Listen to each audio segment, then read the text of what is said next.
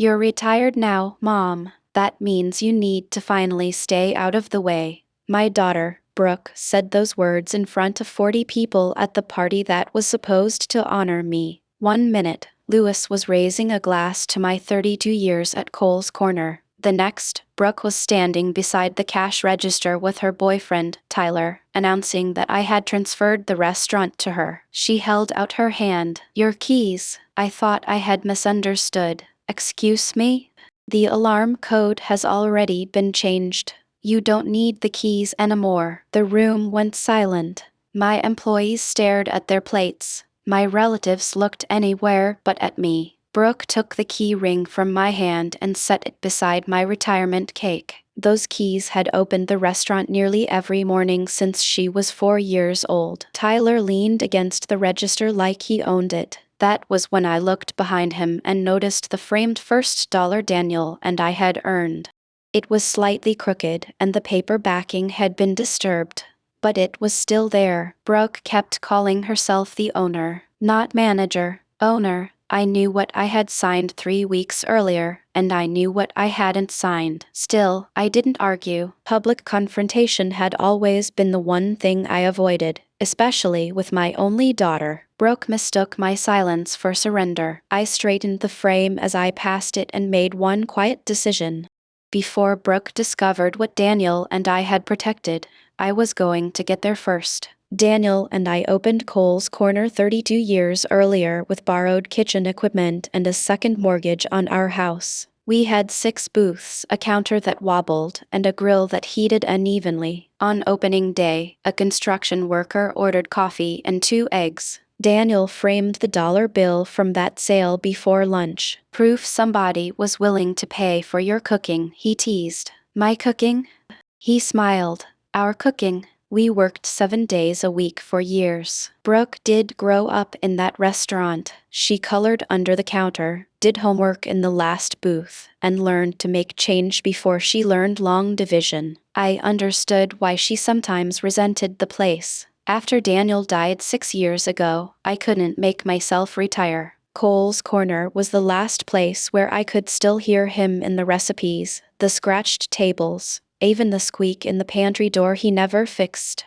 Brooke's catering company failed 2 years later. Then her marriage ended. I paid several of her debts and used part of my retirement savings to keep her afloat. I told myself I was helping her rebuild. Looking back, I was also teaching her that no matter what happened, I would absorb the cost. The month before my party, Brooke asked to take over daily management. I need one real chance, Mom, she said. Not another job where everybody still sees me as your daughter. I agreed to a gradual transition. Daniel had once told me never to throw away the first dollar frame because it protected more than a memory. Our accountant, Elena Park, also insisted that original business documents stay somewhere outside the restaurant. At the time, those precautions felt overly cautious. Then Brooke began asking why the transition needed to be gradual if the restaurant would eventually be hers anyway.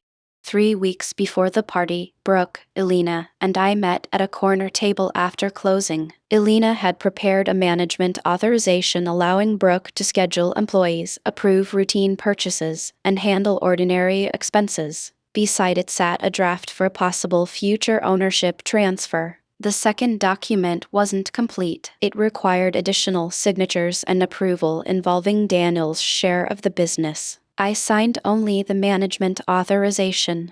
Brooke watched me slide the ownership draft back to Elena. I thought this was the whole point, she said. It is, I told her, but ownership is different from running the dining room. Her face tightened.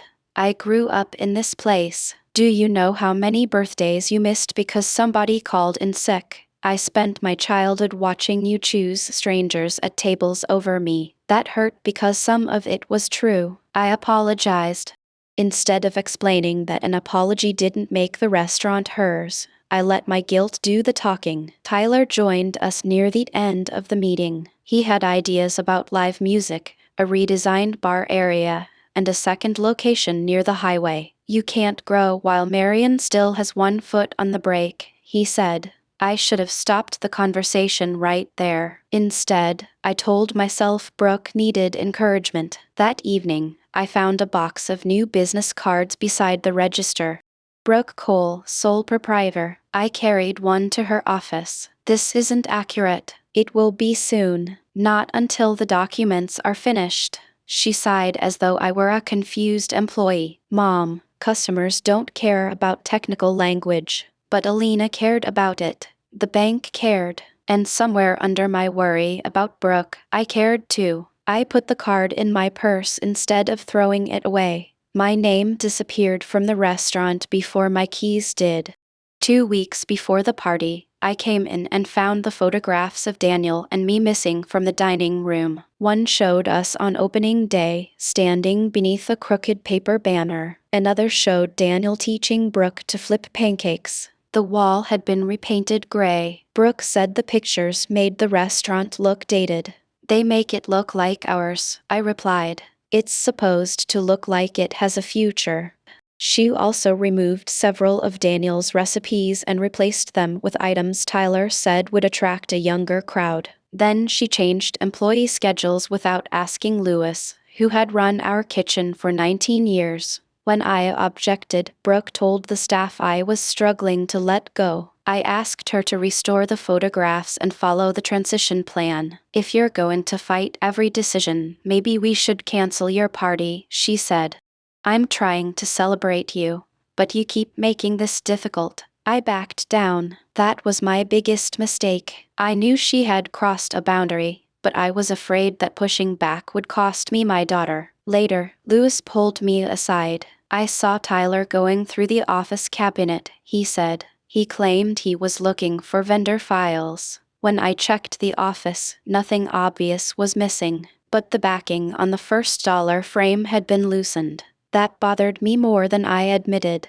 The next morning, Elena called. Did you authorize Brooke to request full control of the operating account? No, I approved daily expenses. That's what my copy says. She's asking the bank for more. I promised Elena I would handle it. Unfortunately, handling things with Brooke usually meant accepting the first explanation that allowed me to avoid a fight. Brooke told me the bank request was about efficiency. You can't retire and still make me call you every time we need a repair, she said.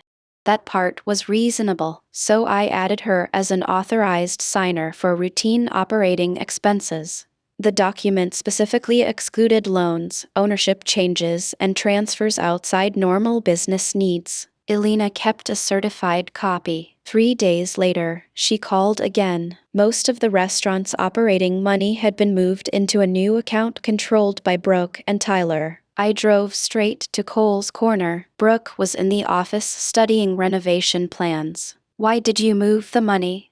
She barely looked up. I reorganized it. You moved almost the entire operating balance. The new account gives us better flexibility. Tyler found a contractor who can start immediately. That money pays our staff and vendors. And it will. I'm not stealing from you, Mom. Her use of the word stealing unsettled me because I hadn't used it. I asked her to move the money back. She said doing so would delay deposits and make us look unreliable to the contractor. Then her voice softened.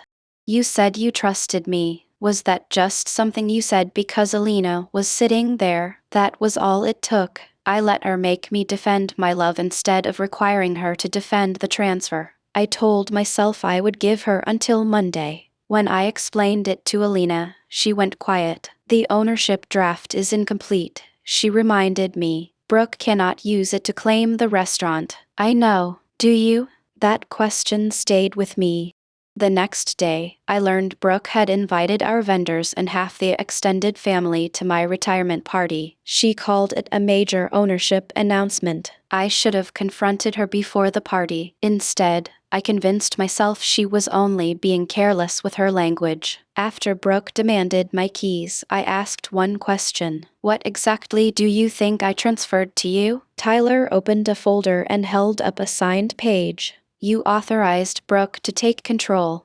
He showed it from several feet away. I recognized my signature, but not the rest of the document. That's a management authorization, I said. Brooke laughed nervously. You signed it, Mom. Don't do this tonight. Louis stepped forward. Maybe everyone should take a breath. Brooke turned on him. You work for me now. If you want that to continue, stay out of this. Then she addressed the room. My mother built something wonderful, but she refuses to let it grow. Tonight is about thanking her and allowing her to move on. It sounded gracious if you ignored the fact that I had never agreed to leave permanently. Am I still welcome here? I asked. Brooke looked at Tyler before answering. Not until you can respect my authority. That hurt more than the keys. She had rehearsed this. Tyler touched my elbow and guided me toward the door. I could have pulled away. I could have made a scene. Instead, I walked because some foolish part of me still wanted to protect Brooke from the humiliation she was inflicting on me. As I passed the register, I straightened the first dollar frame. My fingers slipped behind the loosened backing and found the small brass key taped there. I closed my hand around it. Louis saw me, but he said nothing. Outside, the evening air smelled like rain. Through the window, I watched Brooke cut the retirement cake without me. Then I called Elena. I want every page checked, I said. Every signature, every account, every authority she claims to have. Elena paused. Are you sure? For the first time in years I was. Saturday morning, I woke at 4:30 out of habit. I showered, put on black pants, and reached for my restaurant shoes. Then I remembered that my key ring was sitting beside a half-eaten cake. I stood in my kitchen fully dressed with nowhere to go. At 6:10, Brooke texted me, do not contact the staff or vendors. Interfering could affect your retirement payment. There was no retirement payment. We had discussed a future monthly distribution, but nothing had been finalized. Brooke was using a promise as a threat. Even then, I almost called to apologize. I worried that if I challenged her, she would stop speaking to me. After Daniel died, Brooke was the only immediate family I had left. I had spent years treating that fact like a reason to accept anything. I sat at the kitchen table and cried for Daniel, for the restaurant, and for the little girl who used to fall asleep in the last booth while we closed. But that little girl was 36, and I had helped her avoid consequences so often that she had come to see my resistance as a temporary mood. I opened my purse. The new business card still said sole proprietor. Beside it lay the brass key. I reread Elena's message about the incomplete ownership transfer. Then I remembered Daniel taping that key behind the frame after we moved our original records out of the office. If anything ever gets confused, he had said, the originals tell the truth. I called Elena and asked her to meet me at the bank on Monday. Before then, I wanted copies of everything Brooke had submitted. This time, I wasn't going to accept her explanation because it was less painful than the facts. Elena met me at the bank with a folder tucked under her arm and the expression she wore whenever somebody had ignored her advice. She didn't say I told you so. She didn't need to. Inside the private room, I used the brass key to open the safe deposit box. Daniel and I had rented it after a small kitchen fire damaged several office files years earlier. The original ownership agreement was inside, along with bank authorizations, insurance papers, an incomplete transfer draft, and Daniel's trust binder. Elena compared those records with the documents the bank had received from Brooke. You gave her management authority, she said.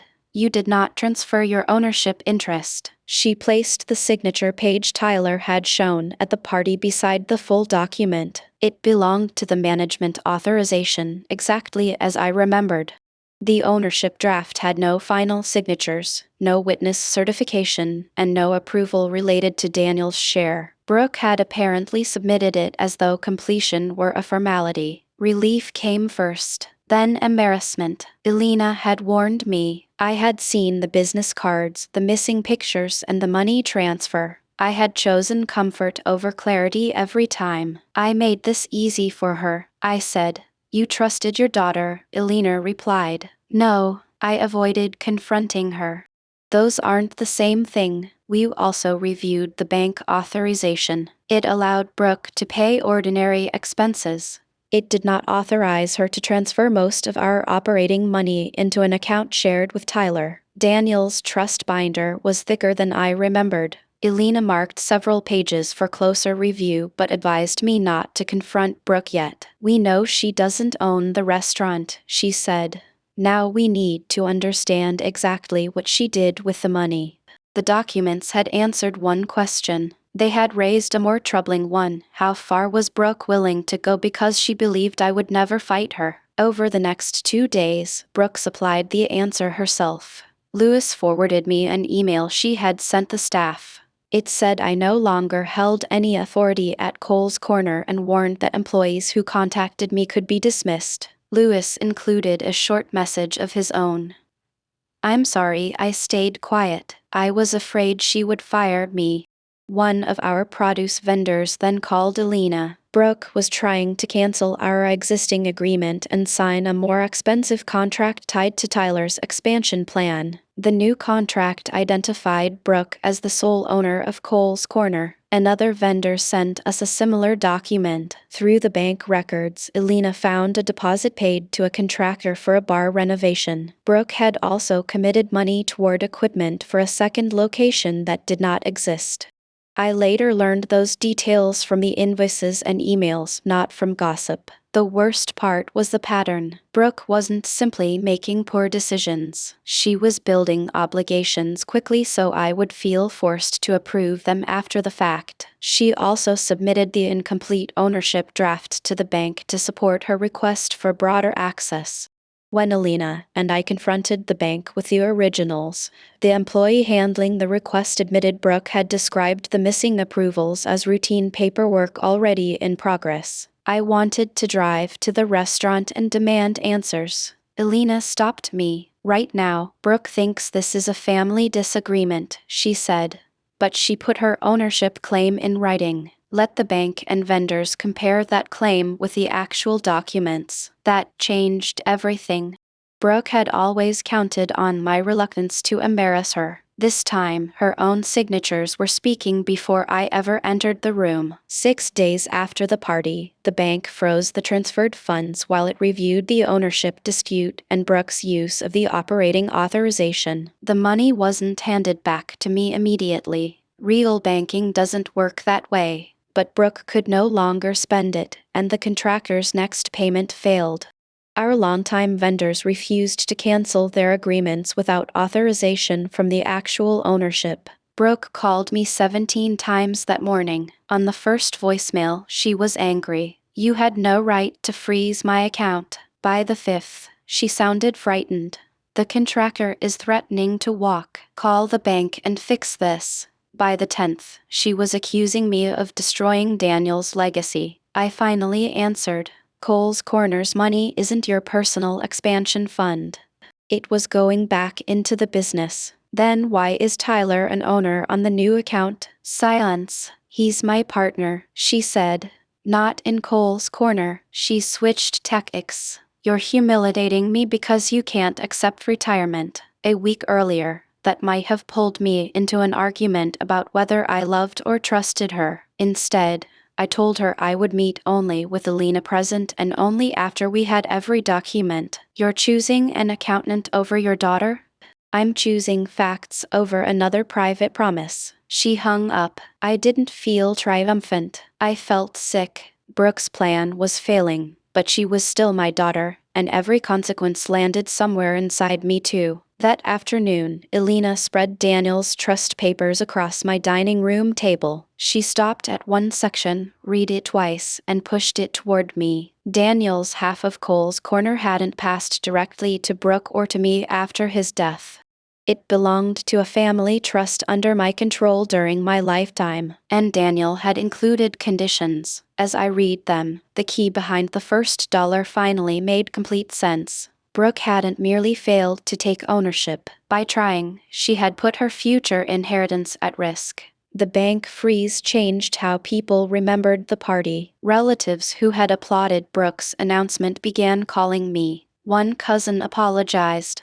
Another said Brooke had shown everyone my signature. so naturally they believed her. I asked, "Did she show you the document above it?" He admitted she hadn't. A few relatives still urged me to let it go. "She's your only daughter," one aunt said. "Give her the restaurant and keep the family together." That sentence clarified something for me. Nobody was asking Brooke to return the money or restore my access to keep the family together. Peace was being priced entirely in my surrender. Elena and I met with the staff away from the restaurant. We explained that I had never transferred ownership or authorized Brooke to remove me. Lewis admitted he had seen Tyler searching the filing cabinet. "I thought he wanted vendor records," he said. "After the party, I realized he may have been looking for the ownership papers. The originals had never been there." Elena traced part of the transferred money to Tyler's renovation deposit. She also organized records of the money I had given Brooke after her divorce and business failure. Those payments were personal help, not investments that purchased a share of Cole's Corner. Brooke had been telling relatives that she had poured everything into the restaurant. The records showed the opposite. Not everyone turned against her, and I didn't want them to. I wanted the story corrected, not a family mob. I sent Brooke one message: "Bring every document you believe gives you ownership." Friday morning, Cole's Corner, "Elena and Lewis will be present." She replied that Tyler would attend too. Good, I thought. For once, nobody would be able to change the story after leaving the room. We met at Daniel's old table before the restaurant opened. Brooke looked exhausted. Tyler arrived carrying the same folder he had displayed at my party. Elena separated the papers into 4 groups: management authority, ownership records, bank permissions, and trust-controlled assets. She explained them in plain language. Brooke could schedule staff and pay routine bills. She could not transfer ownership, move most of the operating funds, cancel contracts, or present herself as sole proprietor. Tyler tapped my signature page. "This clearly says she has control." "It says operational management," Elena replied. "The previous page defines the limits." He hadn't brought that page. I placed the complete document beside his copy. Then I added the unsigned transfer draft, the certified bank authorization, Brooke's email to the staff, and the vendor contract listing her as sole owner. Brooke stared at the table. "I was trying to save this place from becoming a museum," she said. "I earned the right to run it. I gave up my childhood here." I told her I knew the restaurant had taken too much of our family's time. "Your father and I made mistakes. I made more after he died. But my guilt doesn't turn an unsigned draft into ownership." She blamed Tyler for pushing the expansion. Tyler immediately said every decision had been hers. That was the first moment Brooke seemed to understand how alone she was. Then she looked at me. "You always said it would be mine one day." One day isn't the same as last Friday. I placed Daniel's trust binder on the table. Brooke had assumed her greatest mistake was making an ownership claim she couldn't prove. It wasn't. Her decision to misuse the money and remove me publicly had triggered the very protections Daniel created. After Daniel died, his half of Cole's Corner went into a family trust. I served as trustee and controlled that share during my lifetime. Brooke could eventually inherit it, but not without conditions. Daniel had written those conditions when Brooke's catering business first began struggling. He knew how quickly both of us rushed to rescue her. He also knew I had trouble saying no when she accused me of choosing the restaurant over her. The trust required any future beneficiary involved in management to avoid misusing company funds, falsely claiming ownership, or unlawfully removing the trustee from the business. Brooke had managed to do all 3.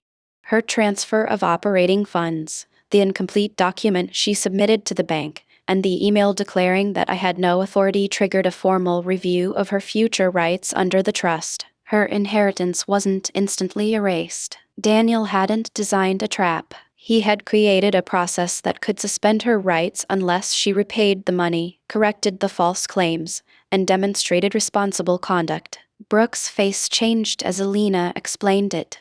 "Dad did this because he didn't trust me." "No," I said. He did it because he knew we kept saving you from consequences. He was protecting the restaurant from our weakness as much as yours. Tyler pushed back from the table. So there's no ownership coming? Brooke looked at him. That's what you care about. He started talking about the contractor and the money he had invested. But the amount he claimed wasn't supported by any record. The frame, the key, the papers stored away from the restaurant, none of it had been random. Daniel knew documents could be moved, misunderstood, or selectively shown. He wanted the originals protected. I looked at Brooke and told her the truth I had avoided for years. I love you, but I will not prove that by letting you take what isn't yours. She started to cry. I did too. The difference was that my tears no longer changed my decision. Brooke lost her management authority immediately.